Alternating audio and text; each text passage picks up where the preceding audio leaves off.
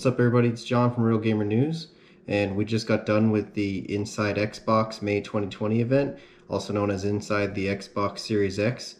Man, what a good event that was. Brand new games, gameplay, first next-gen games. So basically, what's the main thing that we've all been waiting for with next-gen games? We know about the consoles, we know there's some really cool controllers with haptic feedback and the like, but there has not been barely any games. Assassin's Creed Valhalla just came as a reveal a couple days ago, but we were desperately in need of an event like this, which we've even seen the first 120 frames per second game.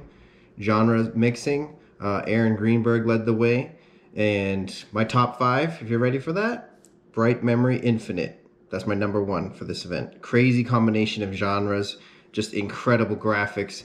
1 minute you're shooting, the next minute you have swords, there's a grappling hook. It's ridiculous. You got to check out our full article on the website to see that, as well as the Xbox Series X gameplay footage.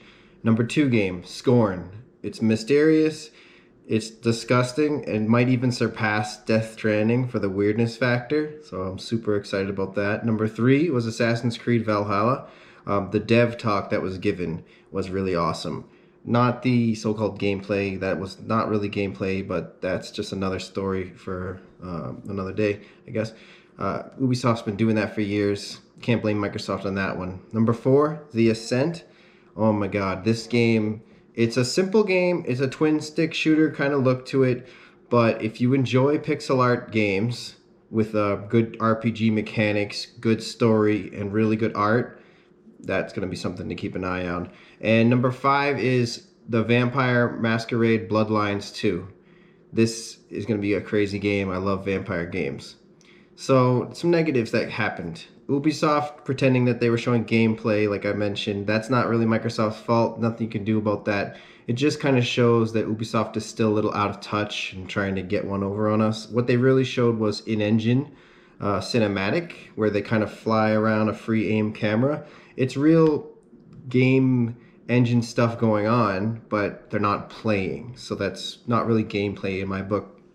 Second problem was during some of the dev talk stuff, the Zoom or Skype issues with connectivity, but that's more to do with the fact that we're all stuck working at home. You can't blame Microsoft for that one. If everywhere had fiber internet and better connections in the home, then we'd be talking, but that's outside of Microsoft's control, unfortunately.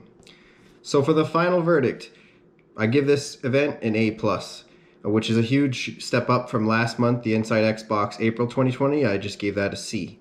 Even though I liked it a lot, there was a lot of issues with it. I feel that Xbox has listened to the community, to folks like me and gamers like you, and they've improved vastly.